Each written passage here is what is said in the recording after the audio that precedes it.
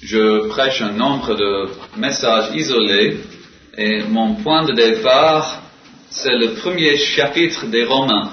On ne va pas recommencer toute l'épître. Nous avons déjà passé 6, 7, 8 mois même à étudier cette épître. Mais je lis les premiers versets de l'épître de Paul aux Romains. Voici le point de départ de ce message. Paul, serviteur du Christ Jésus, appelé à être apôtre, mis à part pour l'évangile de Dieu. Cet évangile, Dieu l'avait promis auparavant par ses prophètes dans les Saintes Écritures. Il concerne son Fils, né de la descendance de David selon la chair, et déclaré Fils de Dieu avec puissance selon l'Esprit de sainteté par sa résurrection d'entre les morts. Jésus-Christ, notre Seigneur. Et les mots-clés, déclaré Fils de Dieu par sa résurrection d'entre les morts. Nous approchons tous de la mort. Si vous êtes chrétien, croyant, vraiment, avant de mourir, en mourant, vous avez besoin de savoir quelque chose. Vous avez besoin de savoir que la foi chrétienne est certainement, et sans l'ombre d'un doute, vous avez besoin de savoir que la foi chrétienne est vraie. Il y a plusieurs jeunes dans l'assemblée, nous sommes très privilégiés d'avoir tant de jeunes ici. Mais de temps en temps, dans votre vie professionnelle, votre vie de tous les jours, vous êtes tentés d'abandonner la foi chrétienne, parce que vous êtes différents de ceux qui vous entourent. Et vous avez besoin de savoir quelque chose. Vous avez besoin de savoir que la foi chrétienne est vraie, sans doute aucun. Et vous êtes nombreux peut-être qui n'êtes pas loin du royaume de Dieu. Mais avant de vous engager, avant de vous dire disciple du Seigneur Jésus-Christ, avant de déclarer ouvertement au monde par le baptême que vous êtes devenu chrétien, vous avez besoin de savoir quelque chose. Et c'est que la foi chrétienne est sans doute vraie. Et c'est pour cela que je vais vous parler ce matin de la résurrection du Christ. Je ne dis rien de nouveau ce matin. En fait, je m'appuie beaucoup sur ce qu'a dit le pasteur Jean Stott, parce que j'ai été beaucoup aidé par son livre L'essentiel du christianisme dès le début de ma vie chrétienne, et même avant. Je vais vous parler de la résurrection du Christ. Et je vais parler des évidences de la réalité historique de la résurrection d'entre les morts de Jésus de Nazareth. Parce qu'il est clair que la résurrection a une grande signification, n'est-ce pas? Si on peut prouver que Jésus de Nazareth est ressuscité des morts, c'est sans contredit un fait unique. Et ce qui importe ce matin, ce n'est pas sa survivance spirituelle, ni même sa résurrection physique, mais sa victoire sur la mort et son retour à la vie sur notre plan d'existence. Nous ne connaissons personne d'autre qui a fait pareille expérience. Et l'homme moderne est aussi railleur que les philosophes d'autrefois qui ont écouté Paul prêcher à Athènes. Lorsqu'ils entendirent parler de la résurrection des morts, nous lisons, quelques-uns se moquèrent. Peut-être pensez-vous que la résurrection de Jésus n'établit pas de façon décisive sa divinité. mais vous devez admettre qu'elle la suggère. Et dans le Nouveau Testament, la résurrection est le principal argument avancé par les apôtres pour témoigner de la divinité de notre Seigneur. Jésus lui-même n'a jamais, même pas une fois, prédit sa mort sans ajouter qu'il ressusciterait. Et il a parlé, et il traite souvent, de sa prochaine résurrection comme d'un signe. Et l'apôtre Paul, comme nous venons de lire, écrit que Jésus a été déclaré Fils de Dieu avec puissance par sa résurrection d'entre les morts. Et les premiers sermons de l'Église chrétienne proclamaient sans cesse que par la résurrection, Dieu avait annulé le jugement qui pesait sur l'homme et avait glorifié son Fils. Et Luc, l'évangile selon Luc, qui est connu pour avoir été un historien consciencieux et précis, dit qu'il y a eu, je cite, plusieurs preuves de sa résurrection. Nous n'irons pas ce matin, nous n'irons pas jusqu'à dire avec l'écrivain Thomas Arnold, un Anglais, qui a dit que la résurrection est le fait le plus sûrement attesté de l'histoire. Mais parmi ceux qui ont étudié la Bible et les évidences d'une manière impartiale, il en est beaucoup qui ont estimé et avoir trouvé des preuves de qualité. Et je cite maintenant ce que dit Sir Edward Clarke du barreau de Londres. En tant qu'homme de loi, j'ai fait une étude approfondie des preuves qui confirment les événements du jour de Pâques. Pour moi, ces preuves sont concluantes. J'ai souvent obtenu à la haute cour un verdict qui s'appuyait sur des preuves moins convaincantes. L'on peut bâtir là-dessus. Un témoin sincère méprise les artifices et ne cherche guère à se faire remarquer.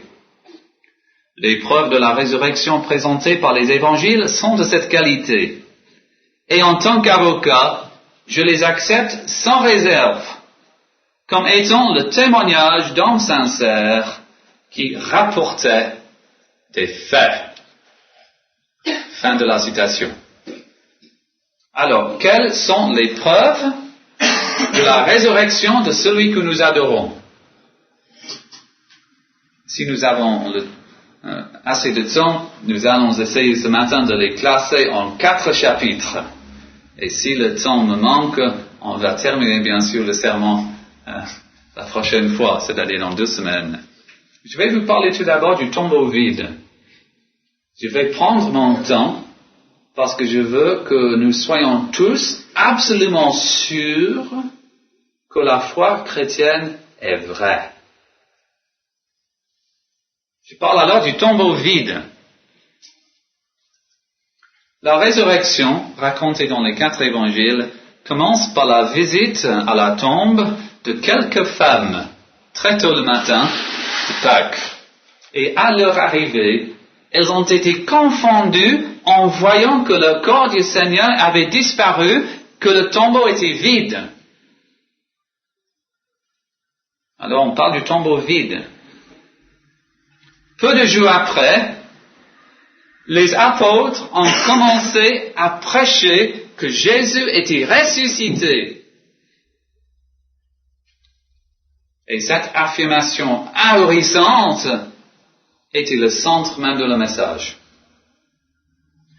Comment aurait-il pu en parler avec autant de hardiesse si le corps de Jésus était resté dans le tombeau? Il aurait suffi à leurs adversaires de se rendre au sépulcre et d'en sortir le corps. Mais la tombe était certainement vide et le corps n'y était plus. Mais au fil de ces 2000 ans, plusieurs explications ont été tentées et cela dès le temps apostolique. Alors je parle de certaines théories. Il y a d'abord la théorie de l'erreur des femmes. Selon cette théorie, elles se seraient trompées de sépulcre. Il faisait encore obscur et elles étaient bouleversées par la douleur. Voilà la théorie, l'explication de plusieurs personnes aujourd'hui et depuis 2000 ans déjà. Explication qui paraît plausible au premier abord, mais qui ne résiste pas à un examen sérieux. Il est vrai que Jean, dans son évangile, affirme qu'il faisait encore obscur. Matthieu précise que c'était l'aube. Luc dit de grand matin. Et Marc ajoute le soleil venait de se lever. Il ne faisait pas donc totalement nuit. Et puis deux de ces femmes avaient vu l'endroit où Joseph et Nicodème avaient déposé le corps et avaient même assisté à la mise au sépulcre, assises vis-à-vis du tombeau. Et ces deux femmes, Marie de Magdala et Marie la mère de Jacques, sont revenues à l'aube, amenant avec elles Salomé, Jeanne et les autres femmes. Alors, au cas où l'une d'elles aurait confondu les sentiers ou les tombes, il est probable que les autres l'auraient remis sur le bon chemin, n'est-ce pas? Si Marie de Magdala, par exemple, s'était trompée d'endroit la première fois, il est peu probable qu'elle ait eu répété cette erreur quand elle est revenue en plein jour dans le jardin, où elle s'est tardée encore lorsque Jésus est venu à sa rencontre. De plus, il faut vous rappeler, ce n'est pas une douleur sentimentale qui les amenait à la tombe si tôt, mais une exigence bien pratique. Elles avaient acheté des aromates et venaient finir d'embaumer le corps du Seigneur, car elles avaient dû s'interrompre à l'approche du sabbat 2 jours auparavant. Ce que nous voulons dire, c'est que ces dames dévouées, pratiques, n'étaient pas de celles qui se trompent facilement ou qui renoncent à la tâche qu'elles venaient accomplir. En admettant même qu'elles aient commis une erreur, est-il plausible que Pierre et Jean, qui ont accouru vérifier le dire, Joseph, Nicodème et bien d'autres encore, soient allés à un autre sépulcre sans s'en rendre compte? D'autres, en deuxième lieu, avancent l'hypothèse de l'évanouissement. Et si vous avez des amis musulmans, vous connaissez fort bien l'hypothèse de l'évanouissement. Selon cette hypothèse, Jésus n'était pas mort en croix. Et il aurait pu revenir à lui dans la tombe, sortir, et se montrer ensuite à ses disciples. Et tous les musulmans du monde croient à cette hypothèse. Cette théorie est en contradiction flagrante avec les faits. Pilate, le gouverneur, surpris d'apprendre que Jésus était déjà mort, a interrogé le centenier qui l'a assuré qu'il en était ainsi. Et dans sa certitude, le gouverneur même a permis à Joseph d'Arimathée de descendre le corps de la croix. Ainsi Joseph et Nicodème l'ont descendu, l'ont enveloppé de bandes et l'ont déposé dans le sépulcre. Alors, je vous pose une question. Est-il possible de croire que pendant tout ce temps, Jésus était évanoui? Qu'après les souffrances du jugement, des coups de verge et de la crucifixion, il a pu survivre 36 heures dans un sépulcre de pierre, sans chaleur, sans nourriture, sans soin, et dans cet état-là, rouler la pierre qui fermait le tombeau, tout ceci sans éveiller l'attention des soldats romains. Que faible et affamé, il ait pu apparaître aux disciples et leur donner l'illusion qu'il avait vaincu la mort. Qu'il ait pu proclamer sa résurrection, les envoyer partout le monde, et leur promettre d'être avec eux jusqu'à la fin du monde. Qu'il ait pu vivre pendant 40 jours avant de disparaître définitivement, sans que personne les nourrit, sans que personne les vût mourir. Pour croire cela, il faudrait être totalement dépourvu de sens critique, n'est-ce pas? Il y a une troisième théorie. On a prétendu que le corps de Jésus avait été volé. Ce n'est guère soutenable. Comment les voleurs auraient-ils pu rouler leurs pierres et sortir le corps sous les yeux de la garde romaine? Et pourquoi auraient-ils perdu du temps à débarrasser Jésus de ses bandelettes? Seuls les disciples auraient eu intérêt à voler le corps. D'ailleurs, cette rumeur s'est répandue tout de suite, et c'est ça que croient toujours les Juifs aujourd'hui. Mais je vous pose des questions encore. Est-il vraisemblable qu'une garde d'élite romaine puisse s'endormir tout entière quand elle a reçu l'ordre de veiller? Et si les soldats sont restés éveillés, comment les disciples sans défense sont-ils arrivés jusqu'au tombeau? En supposant même qu'ils aient enlevé le corps du Seigneur, un facteur psychologique contredit formellement cette thèse. Au début des Actes, la prédication des apôtres aux Juifs reposait essentiellement sur la résurrection. Vous l'avez mis à mort, il disait. Mais Dieu l'a ressuscité. Nous en sommes témoins. Devons-nous croire qu'il proclamait ainsi ce qu'il savait pertinemment être un mensonge? Et il ne se contentait pas de prêcher, il souffrait aussi. Risque-t-on sa vie pour un mensonge? S'expose-t-on à la prison, à la torture, au fouet, à la mort, pour une affirmation qu'on sait être fausse? La sincérité des apôtres saute aux yeux lorsqu'on lit le livre des Actes.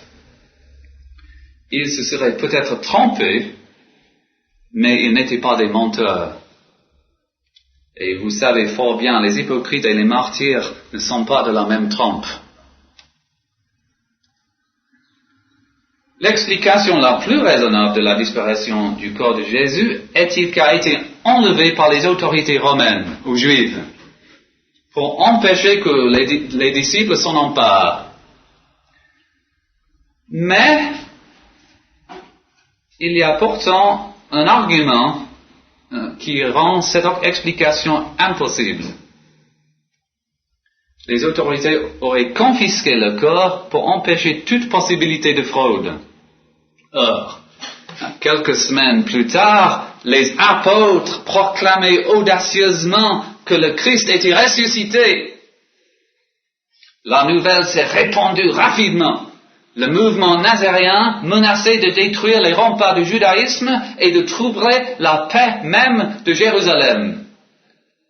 Les Juifs craignaient les conversions de plus en plus nombreuses et les Romains avaient peur des émeutes. Il y avait une façon bien simple d'arrêter toute l'affaire. Montrer les restes du corps et publier un compte rendu exact de ce qui avait été fait.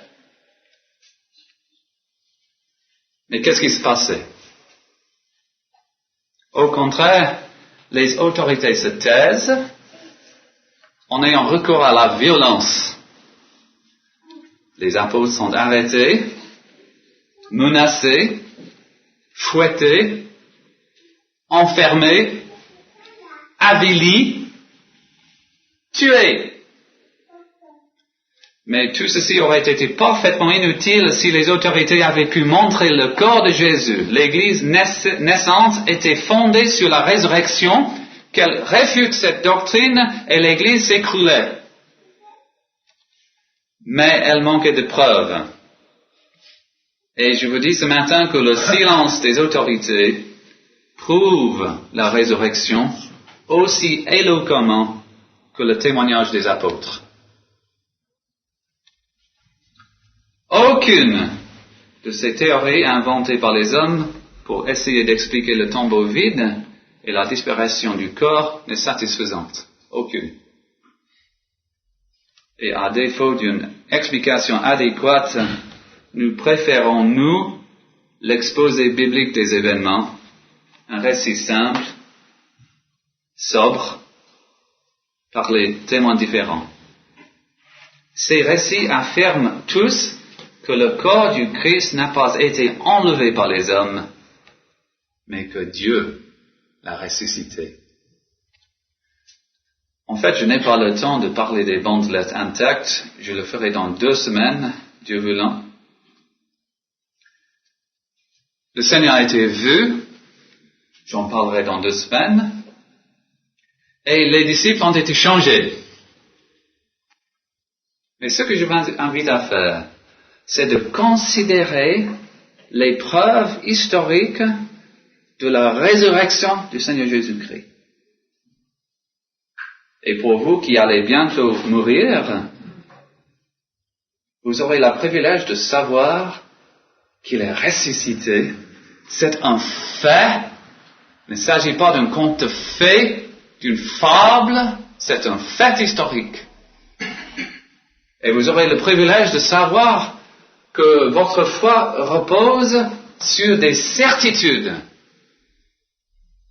Ce qui fortifiera bien sûr tous ceux qui sont tentés de renoncer à la foi chrétienne, tous ceux qui sont tentés de se décourager, et tous ceux qui sont tentés de ne pas se repentir de leur péché et de ne pas mettre leur confiance en le Seigneur Jésus-Christ. On va reprendre ce message, Dieu voulant, dans 2 semaines.